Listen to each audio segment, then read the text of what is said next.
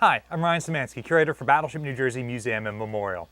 And today we've got a video on that's going to answer a question, I think, that I have had ever since I started working here. New Jersey is brought back in 1982, yet the first battleship battle group isn't created until 1986. Why is there a 4-year gap in creating the Battleship Battle Group? And I think I finally found the answer to that. First of all, we're here in the Combat Engagement Center, which is interpreted like the ship would have been around 1990. And depicted on the status board behind me is the Battleship Battle Group that Battleship New Jersey first deployed with in 1986. And this is the first deployment of a Battleship Battle Group since the Korean War. And it's really done as a training mission to figure out how these ships integrate together, how a Battleship Battle Group will work. It largely takes place off the coast of Southern California and ends up being a great photo opportunity. And so we've got a lot of great pictures that show all of the ships in the battle group. And you've seen these pictures before. You might just not have known what they were from. So here's a couple pictures of these ships all operating together, including the formation that we've got depicted up here on the status board. Thanks to Magic Spoon, we've got even more variety now than ever before. In addition to the many types of cereal that they've had for the longest time, or the protein bars that have come out more recently, they're now adding granola to their repertoire. Remember, Magic Spoon fits a variety of diets, it's high protein, no sugar, and great for carb-conscious lifestyles. Magic Spoon's treats are crispy, crunchy, and airy without the chewy stickiness of a protein bar. The ideal protein on the go. And their brand new high-protein granola keeps the Magic Spoon promise. Remember that viewers of this channel have a special discount code, Battleship, to get $5 off online orders. There's a link down in the description you can click on to get that, or you can find Magic Spoon on Amazon and at your local grocery store. So, like I said, I've had this question for a long time. Even since before I started working at the museum, I had significant questions about why this was the case. And I think I finally answered them. And it's worth pointing out that I was able to answer these questions because you guys' support gives us the time to do this research. Because you guys support the YouTube channel, it forces us to continue to produce content. And to continue to produce content, we have to keep doing research.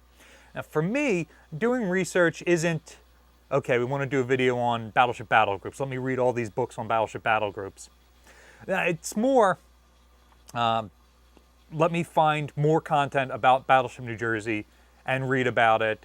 And then maybe while reading that, I will find an answer to a question I've always had, which is exactly the case that happened here. I've got two editions of Surface Warfare magazine. One is November-December 1987, one is May and June 1986. These were donated to the museum, and honestly, we get a lot of maritime history magazines, and usually they go up in magazine racks around the ship. One of my coworkers started reading them and found some great content in them and was like, hey, Ryan, you've got to look at these issues. Now, I've had them for almost a decade at this point, but had never bothered to read them. And each one has a 3-page article in it that, in part, helps answer the question in my mind of why Battleship Battle Groups are not formed during the first 4 years of Iowa-class battleships being back in service. Now, prior to finding these, I had two theories as to why it wasn't the case, and neither of these theories did I really like. One of them was, okay, during the Reagan era, there are 15 carrier battle groups. The Navy is bringing back the Iowas with the intention of making somewhere between 2 and 4 battleship battle groups to supplement those, in addition to the marine amphibious groups. And so now we've just got all of these deployable groups of ships with capital ships escorted by a number of escorts. Maybe the number of escorts doesn't match up with the number of capital ships. And that never really made sense to me because the Reagan administration is really increasing the number of ships that we have across the board. So it's not like we didn't have enough frigates or enough destroyers to create a new battle group around the battleship. The other theory I had that I thought made more sense was, okay, they're telling Congress they're going to make these new surface action groups, but unless we actually go to war with the Soviet Union, what value is a surface action group? During shore bombardments, the battleships don't really operate as part of surface action groups. During the Vietnam War, Battleship New Jersey sailed around with a single destroyer, usually USS Towers, and that ship was like our air defense and submarine defense ship, but we sort of just did donuts off the coast of Vietnam, lobbing shells inland. Likewise, when we race over to the Mediterranean Sea for the Lebanese Civil War, we go over alone. And there are other ships in the area, and we operate with various other ships there, but not as like a coordinated group. When we're doing shore bombardment, it really is just us doing our thing, maybe supplied by information from carrier aircraft from a different battle group further out at sea, radioing that information to us. And even in 1991, after battleship battle groups are a thing, you don't see Missouri or Wisconsin deploying to the Persian Gulf as the centerpiece of battleship battle groups. Again, they're operating alongside other ships that are doing some anti-submarine work and some anti-air work with them. But by and large, these are coalition warships. It's not a battle group that has trained together and worked together to get over there the way the carrier battle groups operated during the Gulf War. So much more likely for battleships to be used for shore bombardment, especially in this post-naval combat era that the battleships existed in the 1980s, where there hadn't been a battleship battle or a carrier battle since 1944. And the only naval war that had really taken place was the Falklands War. So, like, maybe it just didn't make sense to operate as battle groups because that wasn't really how they were going to be used, unless we actually get into a war, in which case, okay, now we can train them to do this. But again, that doesn't feel right either, because the Navy always trains for war ahead of time. And so that's where these two articles came into play. And since Surface Warfare Magazine isn't an all that widely published thing, and it's not something that you can probably find at your local library or find digitized online, I will read a couple of relevant passages from these books, or from these magazines. So first, page 2 of the May and June of '86, B3G preps for deployment. B3, BB, battleship, BG, battle group. So BBBG is what they were calling the battleship battle group, as opposed to like CVBGs, carrier battle groups, things like that. So this article is talking specifically about Readiex 86-2, which is that first deployment of the battleship battle group that we get all those pictures from. That is really those ships operating under Rear Admiral Taylor as a coordinated group, all operating together and learning how to work together as a battle group and figuring out, hey, what works, what doesn't work, and this is going to let them take these strategies that they've learned at Battle Group Romeo and transition them over to Battle Group Sierra around Missouri, or Battle Group Alpha, which was based around Iowa and then later Wisconsin. So the strategies pioneered by Battle Group Romeo on board New Jersey then go over to the other battleships. Rear Admiral Taylor is Com Crew Des Group 1, so Commander, Cruiser, and Destroyer Group 1, which is the group that often operates with Battleship New Jersey in the 1980s. And he's talking about some of the plans and some of the reasons why they're doing this. And specifically, he's talking about the need to train and the need to figure out what's going on. The other interesting thing about this article is it talks about how the cruiser Long Beach is specifically the flagship of Admiral Taylor. it is not Battleship New Jersey. Despite being the largest ship in the group, despite arguably being the most capable combatant in a battleship battle group, they are not the most capable command and control vessels. Long Beach had much more modern command and control capabilities, and so she's used as the flagship for most of New Jersey's career. And it's not until her very, very last deployment in the 1980s that Admiral Paul Reason, who at that time is Com Crew Des Gru 1, that he puts his flag here on New Jersey. By that point, you've seen more of these command and control assets added to the battleship. I still don't think that we equal the capabilities of Long Beach. However, Long Beach spends some time with New Jersey, she spends some time with Missouri, she spends some time getting maintenance. So it might have been that a more capable ship just wasn't available. You're just seeing the first Aegis cruisers coming online, and they are very capable vessels, but maybe there weren't enough of them available at this point for all the carrier battle groups and all the battleship battle groups. So this article gives us a little bit of the picture, but this one right here, Strike Planning with Tomahawk, is what I think inadvertently answered the question for me. And this article is all about how individual ships can be very successful engaging enemy ships.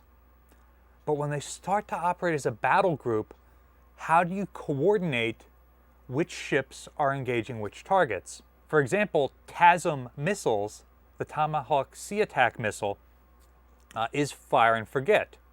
You launch it out there where you knew a target was.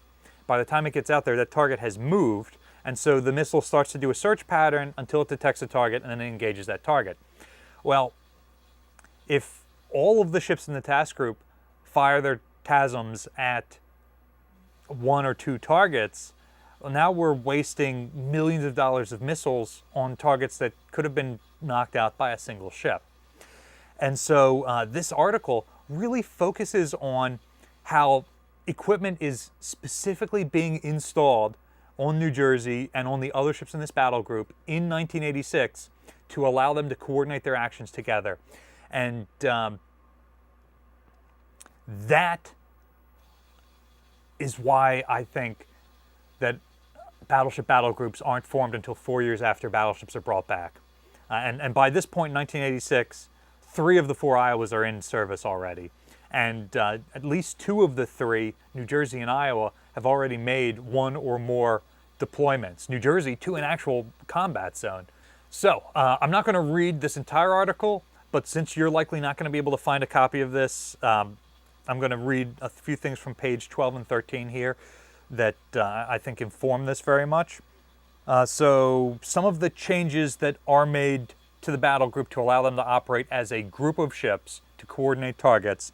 A dedicated system was installed in the flag spaces on Long Beach that allowed the battle group commander to manage ASUW.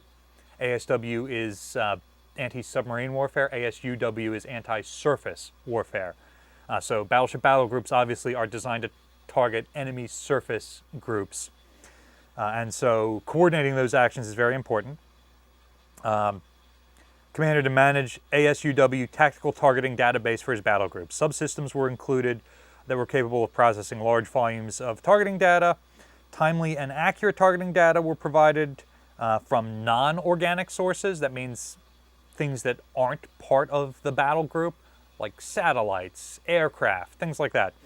Tactical decision aids were provided that would assist the commander in planning and coordinating his ASUW firepower. So, some of the acronyms that are installed in the battle group during this time period are things that you might recognize if you've followed our channel for a while. TWCS, Tomahawk Weapons Control System, which is 2 subsystems, Launch Control Group, or LCG, and Track Control Group, TCG. So those are some systems that New Jersey has had since she was reactivated.